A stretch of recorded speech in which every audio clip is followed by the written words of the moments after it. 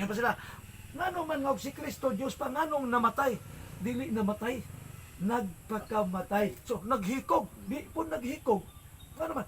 Ang terminong hikog gigamit na sa mga kinabuhi nga dunay kamatayon. Parehas nato. Naguna-una ba? Siya wala siya kamatayon, mao nang nagpakamatay kay dili mamatay. Nagpakatao kay dili siya tao. Bukod subay atong subayon, karang nga istorya, tanan nga nahitabo sa kalibutan, iyahana ang pagbuot. Yes, Siya pa po. makabalo siya. Kung naglisod ta karon, iyahaning Iyahaning paagi. iyang paagi para kung saan nato nga mas mapakusgan pa nato itong pagtuo. Pagtuo Kana. niya. Kana. Roma 8:28, ang tanang mga butang nahitabo sa atong kinabuhi kini mo'y kalipay og pagbuot sa atong Ginoo. Nya ingon ang unang Pedro 3:17, si Pedro mingon, kay mas maayo nga mag-antos nga nag-alagad sa Dios kaysa nag-antos nga wa mag-alagad. So maura di antusa nato gyud ini kalibutana. Muna nga si Kristo mianhi. Ingon pa 9:5 sa Roma. Na ilaha ang mga patriarka o gikan kanila sa kaliwatan sumala sa pagkatao na tao si Kristo nga mao ang Dios. Nawaragot. Una nga sa Juan 1:1 sa sinugdan maong pulong og ang Dios pulong. Unya nagpakatao ingon sa 14. Niipon nato gitawag og Emmanuel. Nagpasabot nga ang Dios uban nato. Uban na to. Nga, ginganlan po siya Jesus. Maring tama naman yung nga, iyang kanang mga title, halos na iya. Dito sa Mateo 1:21, nganlan siya Jesus kay siya manluluwas. Umakaluwas ba'y tao? Dili. Dios. Si Kristo, gisulti sa Biblia nga, Dios siya. Karon, unsa may paagi niya, kay siya may niingon, ngano nang utana man ka na kung maayo. Wa na'y maayo, gawas naman sa Diyos. Kung gusto ka, bantay ang iyang mga sugo. Mauragi iyang gisulti. Karon, naa siya tinuuhan atong hisgutan karon ang tinuohan sa Dios. Kaya ang uban manggod nag pinawayay natungod kay mao lagi ni kini manggong karato lang ipangbutang. Ani manggod brother, sa akong kaistorya ng mga Adventist, ang ilang kuan sa ko gi-offer, basaha ang tanan nakasulat sa Leviticus. Mo na makalugar ko, basahon ko gyud na tanan. Ayaw. Awan ay mga maestra nga mga Adventist. Oh. Kuya, Ah, basaha ang Leviticus Oh. para mahibalo ka kung sino ko makalugar. Wala ko ikuan kay kay ang uban manggod Sir Jerol mao ne. Pag ingon gani og Leviticus, allergy sila kay daan tugon. Karon ang pangutana nituo ka kang Kristo. Oh, Kristohanon ka. Oh, Kristohanon karon mosunod ba ka sa prinsipyo ni Kristo? Oh, unyang prinsipyo ni Kristo nagsulti nga tibok Lucas 24:27 sugod kang Moises di sa isay ni Kristo ang tibuok nga kasulatan. Mao ni usay nakabikil kay ang uban nagtuog Kristo pero dili mo tuog matunag ang tugon. Kay uban ay patong nga dili pa parehas nimo. Pag Levitico mo ingon ay karaan man na. ani manggod. Ani man nahitabo god brother. Sa wali ni Pastor Edwin Gulpan, O kaila kay kauban man na sa Cagayan. ingon siya nga ang kara daw Old Testament ug New Testament puro daw na o baril nga na front sight ug rear sight. Dili ka makaigo sa target kung walay rear sight. Oh. Dapat mag-uban gyud daw na ang front sight ug rear sight. Oh, tinaw niya. Mo na akong ikuha kang Pastor Golpan. Oh. Dili man nimo ma-identify ang bag-o kung way daan. Paano ka niingog bag-o nga way daan? Pareho ko singon nga napildi na. Yan ang sabi tabo aron napildi wa man itaog. Mo na to be continue pa. Oh yes. Oh. Wa pa mahuman ang kara nga chapter, wala pa mahuman. Oh. So niya, dinita. Atong tukion ron ang tinuuhan sa Dios nga maulang jud ang maayo. Meaning to si kung magkuha tag tinuuhan didto ta sa maayo. Oh, mao ni siya. Ingon ang buhat 18:26. Og didto sa sinagoga, kanang sinagoga sa laing pilungan, mao ni ang templo, simbahan. Yan. Siya misugod sa pagsulti nga masaligon kaayo si Apolos ni ang bright nga tao. Daghan ang bright nga tao ron. Maalay kuan bagamay nga dapat clear gyud siya. Apan sa pagkadungog kaniya ni Priscilla ug ni Aquila magtiayo ni. Siya ilang gidala sa ila og kaniya ang tinuuhan sa Dios ilang gisaysay sa labi pang sibo gayon. kanang pulong nga gisaysay nagpasabot nga dili ta magsalig kay mao ni litra por litra nga pangalan mao na gini siya. Ano man kay ang gitukod ni Kristo nga tinuuhan gisaysay nganong gisaysay man kay wa man ni hinganli sabtunon mo na ingon ha 16:18 Mateo mga to ni og sultihan ko ikaw nga ikaw mao si Pedro og sa ibabaw ni ining bato pagatukuron ko ang akong iglesia og ang mga gahom sa kamatayon dili gayud makabuntog kaniya. Wala may ngalan gibutang. Para ko sa tao para siya na karakteristik. Oh, Pero kinaiya. oh, kinaiyang gisgutan. Kining iglesia iyang gitukod. Kung dili ka masakop bisan pag mamatay ka, dili ka mapildis kamatayon kay nga naman mabanhaw ka. Nga naman kay nagtukod namatay pero nabanhaw. Oh, kung uno-unaw ni Mayo, unsa di ay ni? Amon ang gisaysay. Karon, kay naaman di sa bato. Kristo, ikaw may nagtukod ini. Gusto mi nga makahibaw ang imong tinuuhan kay ikaw may mayo. Adi ba niingon siya sa dato nga, nganong nangutanan kag mayo, walay mayo, gawas lamang sa Dios. Kung gusto ka, tumana yung sugo. Nganong sugo may yang gipromote? Maghuna-huna na ta. Nganong sa bato man niya gibutang? Kay di ay ang iyang iglesia gitukod sa bato na adiha ang kasuguan sa iyang amahan. 31:18 sa Exodus. Matod pa din Tanaw na to. Kay kini si Kristo manggod, naghatag siya sumbanan na siya anak nga mas matinumanon. Itong covenant. Oo, dili sa pakiro. Na, ingon pa nila, wa na ni. Sayon-sayono ni mo nigwala nga ang Diyos Gud mismo mo ay nagsulat ni ini. Ang amahan Gud. Ingon pa din 31:18. O gihatag niya kang Moises sa diha nga nakahuman na siya sa pagpakigsulti kaniya sa bukid sa Sinai. Ang duruha ka papan sa pagpamatuod, mga papan nga bato nga gisulatan sa tudlo sa Dios mismo.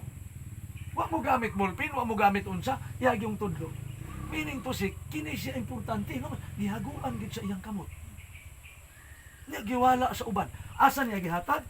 Didto kang Moises. Munang ang uban ron pagbasa niya nga aka Moises pamana nakaron mudagan tas bagong tugon kay di man ituuhan kay kang Moises.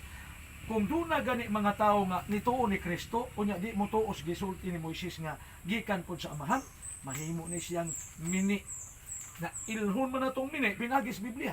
Kay matud pa niyo na laing basihana na to Biblia. Dirita.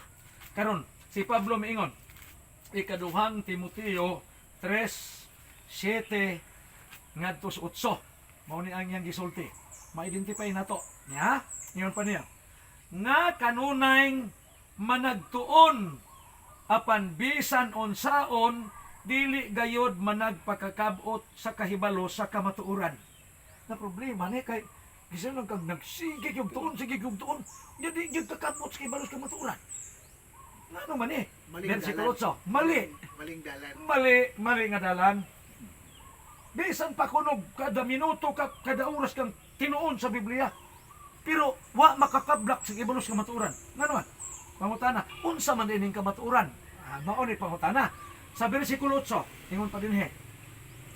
Og maingon nga si Hanes og si Hambres. Dunay sampol nga mga tao. Ha? Misupak kang Moises. Ano ma? Unsay nahitabo nila? Maingon man usab kining mga tawhana wala na gihinganlag kinsa. Pero basta mga tawhana meaning to si mga tao nga sama kang Hanes o kang Hambres na misupak kang Moises.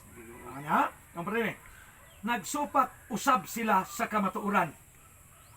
Ano naman? Kaya ang kamatuoran gihatag sa Dios didto kang Moises. Okay, padayon.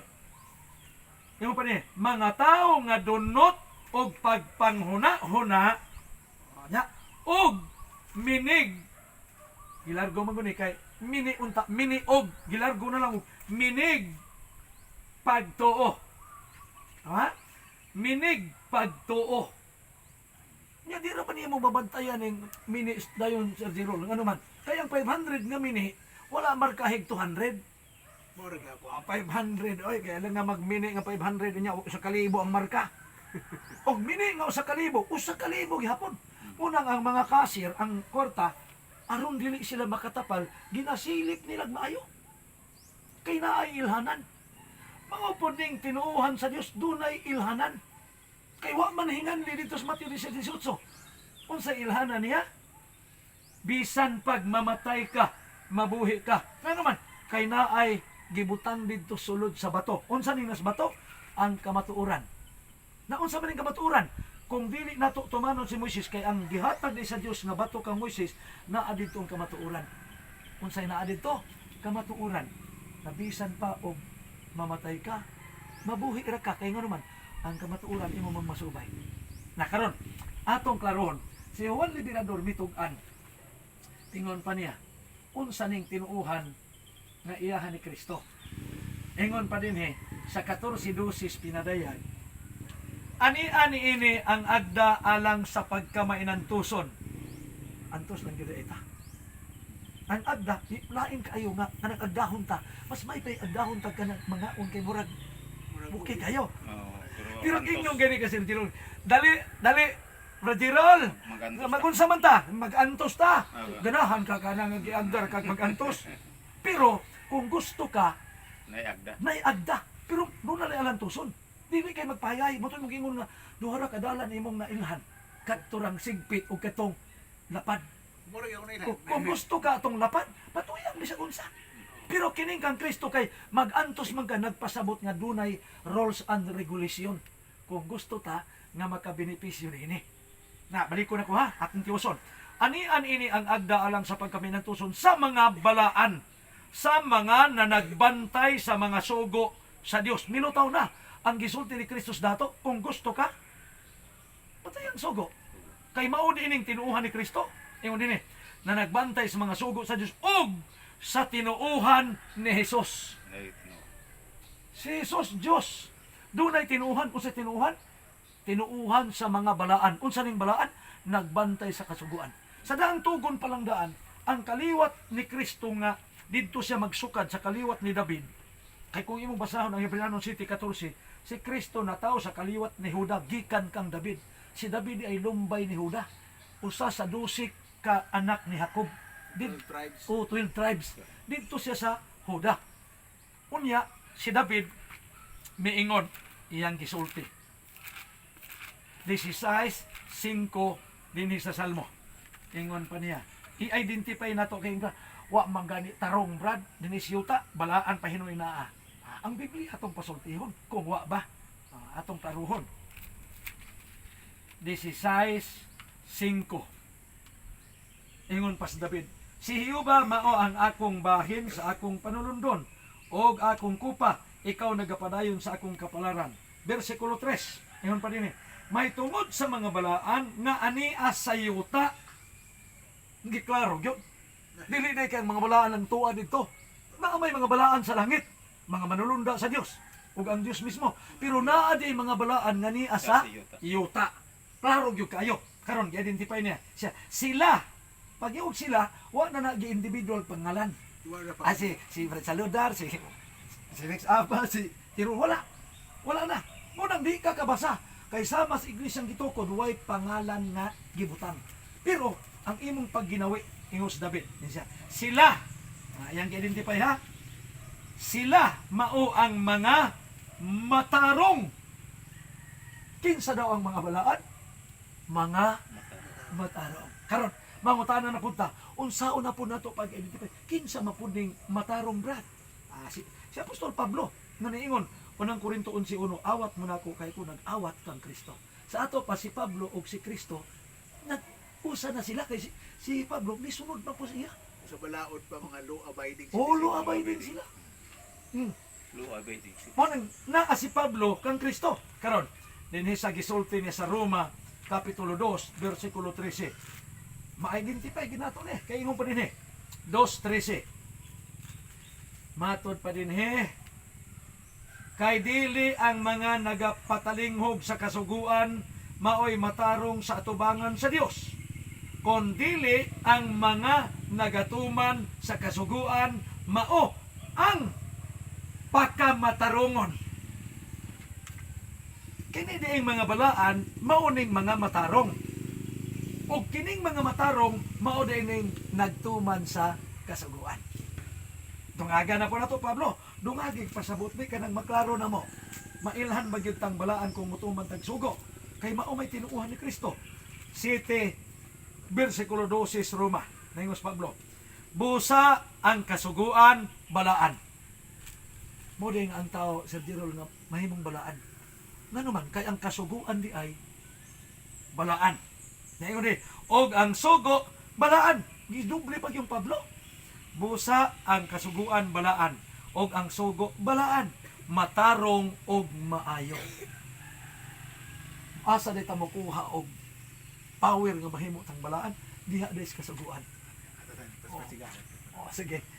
Unya mauni nga ang tinuuhan ni Kristo dili lalisan nga kining amo mauni ang tinuod kay ang restro sa